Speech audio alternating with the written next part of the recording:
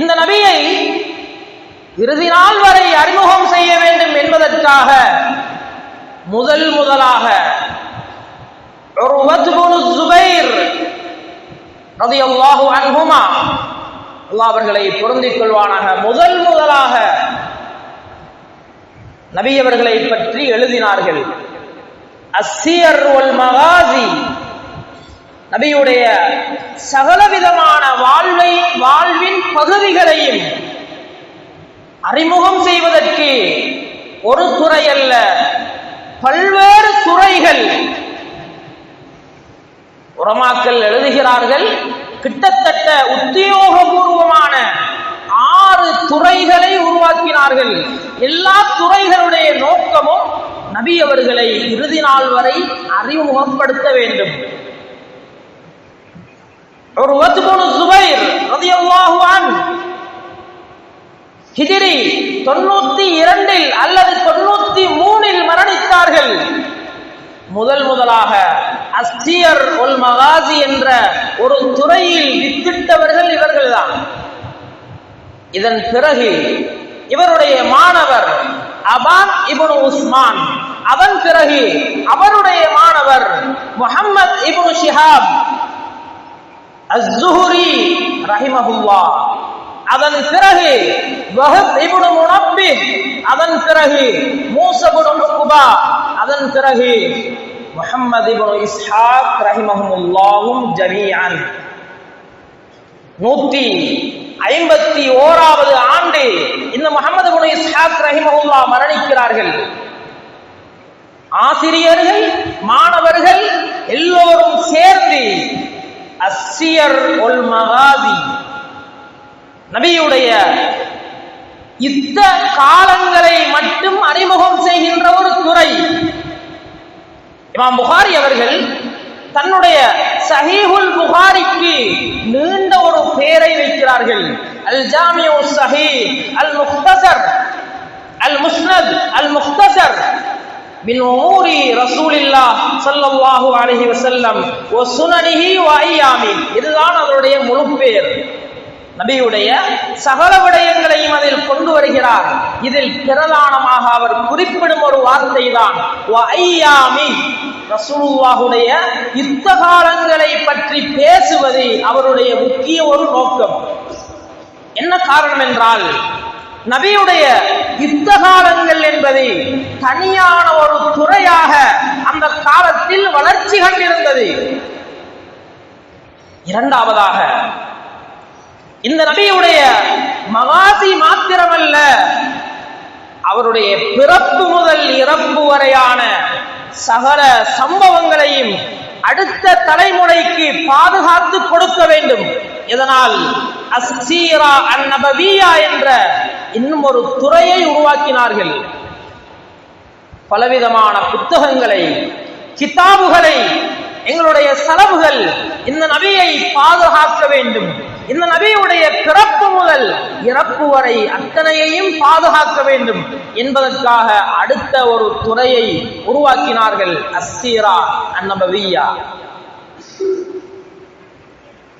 மூன்றாவதாக, இதனுடைய தொடரில் அல் ஹதீஸ் அன்-நபவி,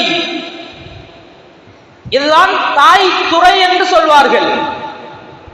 நபி அவர்களை பற்றி பேசுகின்ற, நபியுடைய சகலவிதமான விடயங்களையும் சமுதாயத்திற்கு அறிமுகம் செய்கின்ற உம்மஹாத்துல் ஃபுனூன், இதுதான் தாய் துறை. இதில் எல்லாம் இருக்கிறது. ஆனாலும் அறிஞர்கள் இந்த தாய் துறையிலிருந்து தனித்தனியான துறைகளை உருவாக்கினார்கள். இந்த பகுதியில் நபியுடைய சொல், நபி அவர்களுடைய செயல், நபியுடைய அங்கீகாரம், நபி அவர்களுடைய குண அழகு, நபி அவர்களுடைய செயற்பாடு, அவருடைய இயல்பியல், நபியுடைய இயற்கையான படைப்பு, அல்லாஹ் ரப்புல் ஆலமீன் நபி அவர்களை எப்படியெல்லாம் படைத்திருந்தான் என்ற பகுதி.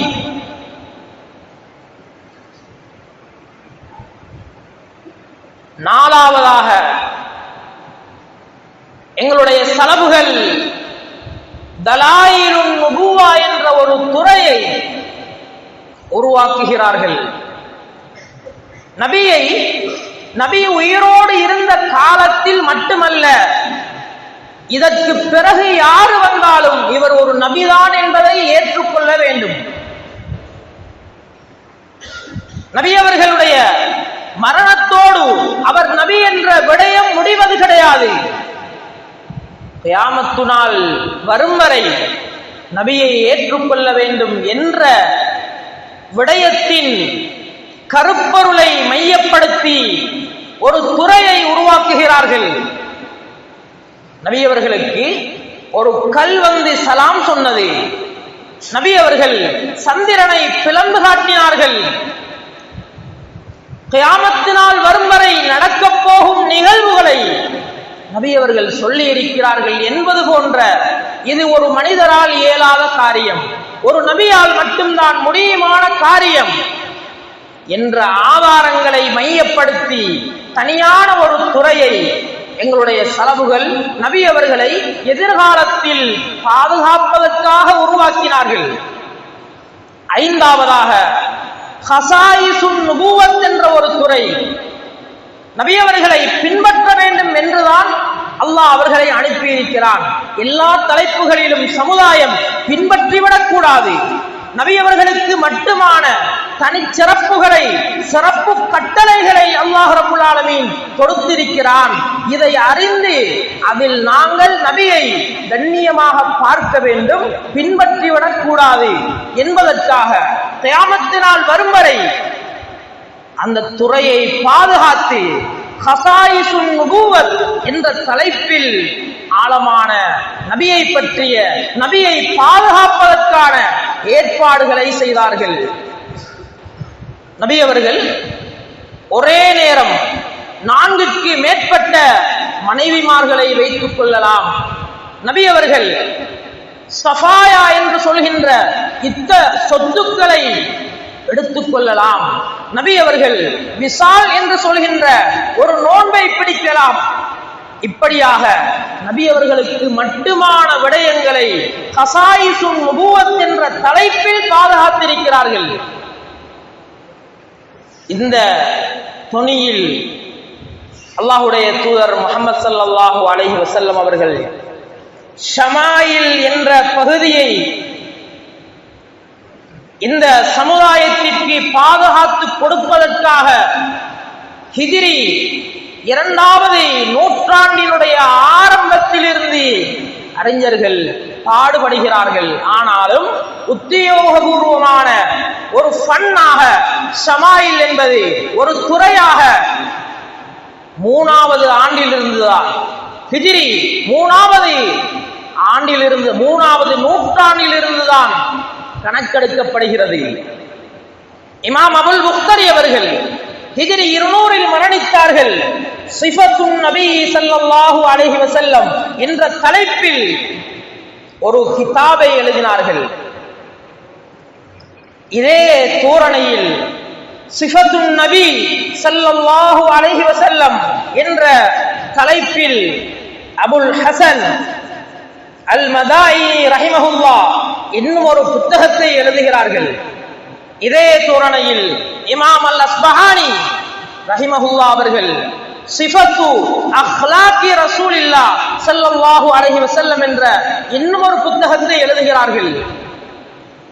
இதே போன்றுதான் ஹிஜ்ரி 279 மரணித்த இமாம் முஹம்மது அபு ஈசா திர்மிதி ரஹிமஹுல்லாஹ் அவர்கள் அஷமாயில் அல் முஹம்மதியா என்ற புத்தகத்தை எழுதுகிறார்கள். இதுவரை எழுதப்பட்ட எல்லா நூல்களும் ஷமாயில் என்ற பெயரில் வரவில்லை. ஷமாயிலை சமுதாயத்திற்கு கொடுக்க வேண்டும் என்ற நோக்கத்தில் எழுதப்பட்டது. ஆனால் ஷமாயிலில் வர வேண்டிய எல்லா பகுதிகளும் வரவில்லை. நபியுடைய சிறப்பு இயல் என்று சொல்கின்ற சிஃபத், சிலர் நபியுடைய சிறப்பு பண்பாடுகள் என்று சொல்கின்ற சிஃபத்துல் அக்லாக் என்ற தலைப்போடு நிறுத்தினார்கள். ஆனால் இமாம் திர்மிதி அவர்கள் தன்னுடைய ஷமாயில் அஷமாயில் அல் முஹம்மதியாவை எப்போது எழுதினார்களோ அதிலிருந்து நபி அவர்களை இந்த துறை சார்ந்து எதையெல்லாம் வழங்கப்படுத்த அந்த சலபுகள் நினைத்தார்களோ அது அத்துணையும் அதிலே உள்ளடங்கி இருந்தது. ஷமாயில் என்ற இந்த கிரந்தத்தை அதிகமானவர்கள் தமிழ் மொழிபெயர்ப்பிலும் ஷமாயில் என்றே மொழிபெயர்த்திருக்கிறார்கள். ஆனால் இதனுடைய சரியான மொழிபெயர்ப்பாக நபிகள் நாயகம் ஸல்லல்லாஹு அலைஹி வஸல்லம் அவர்களின் லட்சணைகள் அல்லது லட்சணங்கள் என்ற மொழிபெயர்ப்பை அறிஞர்கள் சரியென சொல்கிறார்கள். லட்சணங்கள் என்றால் அதில் ஒரு மனிதருடைய இயல்பான குணநெறிகள் இருக்க வேண்டும், ஒரு மனிதனுடைய சிறப்பான இயல்புகள் இருக்க வேண்டும், ஒரு மனிதருடைய நிலைமைகள் குறித்து பேசப்பட்டிருக்க வேண்டும். இதற்குத்தான் லட்சணைகள் என்று சொல்வார்கள். ஷமாயில் என்ற இந்த சொல்லிற்கு அறிஞர்கள் சொல்கின்ற விளக்கமும் அதுதான். சிஃபாத்துன் நபி, அஹ்லாக்குன் நபி, திபாஉன் நபி, நபியுடைய சுபாவம், நபியுடைய சிறப்பியல், நபியுடைய பண்பாடு, இது எல்லாவற்றையும் உள்ளடக்கியதாக இமாம் திர்மிதி அவர்கள் எழுதிய ஷமாயிலு திர்மிதி என்ற அந்த நூலில் அவர்கள் நபி அவர்களை பற்றிய 415 ஹதீதுகளை 56 பாட தலைப்பின் கீழால் கொண்டு வருகிறார்கள். இதில் அல்லாஹ்வுடைய தூதர் முஹம்மது ஸல்லல்லாஹு அலைஹி வஸல்லம் அவர்களை பற்றி சஹாபாக்கள் உண்மைக்கு உண்மையாக பேசிய அழகான மனதை வருடுகின்ற அந்த வார்த்தைகளால் வழங்கப்படுத்துகிறார்கள். இதில் முதலாவது பாகத்தில் அல்லாஹ்வுடைய தூதர் ஸல்லல்லாஹு அலைஹி வஸல்லம் அவர்களுடைய உடலினுடைய கட்டமைப்புகளை உச்சந்தலை முதல் உள்ளங்கால் வரை ஒவ்வொன்றாக சொல்கிறார்கள். அந்த நபியுடைய முகத்தின் அழகிலிருந்து ஆரம்பித்து அந்த நபியினுடைய முடிகளை பற்றி மூன்றாகவும், அந்த நபியுடைய முடி ஜும்மா லிம்மா வஃபா என்று காதுச்சோனையின் மேல் பகுதியிலிருந்து ஆரம்பித்து காதுச்சோனையின் கீழ்ப்பகுதி நபியுடைய இந்த தோல் புயம் வரை 3 கட்டங்களாக வளர்ந்திருக்கும் என்று ஆரம்பித்து அந்த நபியுடைய நரைமுடிகள், அந்த நபியுடைய கால் நடைகள், அந்த நபியினுடைய அடிப்பாதத்தின் சதை பிடிப்புகள், நபியுடைய கையினுடைய அந்த வேகம், நபியுடைய வாளை கொத்தினால் தளராத வண்ணமான இறுக்கமான பிடிப்புள்ள கைச்சதையை பற்றியும் வழங்கப்படுத்தி இருக்கிறார்கள். நபியுடைய கண்ணின் அழகு, வாய்வின் அந்த விரிச்சல், மூக்கின் நீளம் என்று எல்லாவற்றையும் பேசி இருக்கிறார்கள். இதன் பிறகு நபிகள் நாயகம் ஸல்லல்லாஹு அலைஹி வஸல்லம் இவர்களுடைய வணக்க வழிபாடுகளின் பகுதியான தொழுகை எப்படி இருக்கும், கியாமுல் லைல் எப்படி இருக்கும், நபியுடைய நோன்பு, நபியுடைய திலாவத், நபி அவர்கள் ஓதுகின்ற அழகு, எல்லாவற்றையும் பேசி இருக்கிறார்கள்.